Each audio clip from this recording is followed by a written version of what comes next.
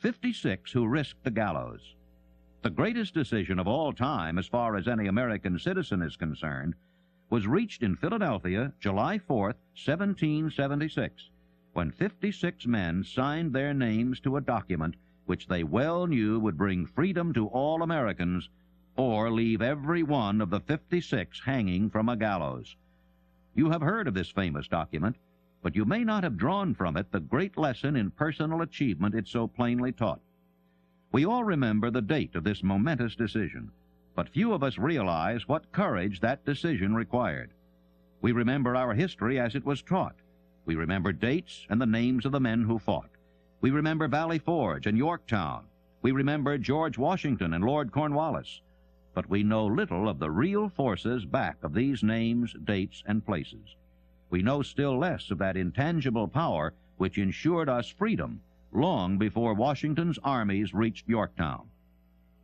It is nothing short of tragedy that the writers of history have missed entirely even the slightest reference to the irresistible power which gave birth and freedom to the nation destined to set up new standards of independence for all the peoples of the earth.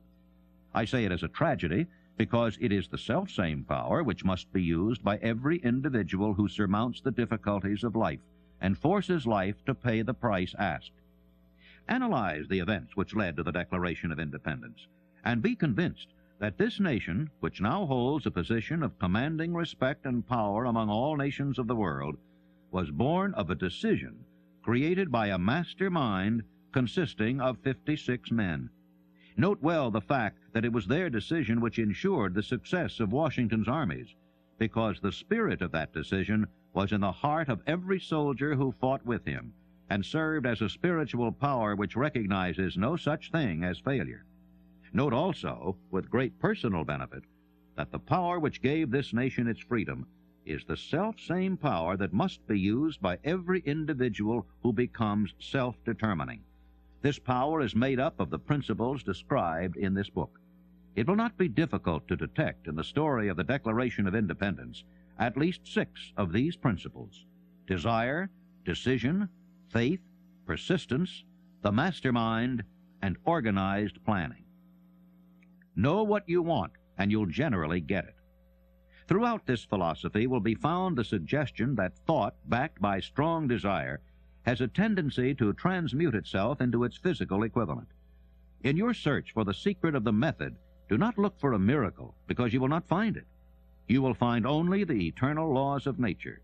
These laws are available to every person who has the faith and the courage to use them.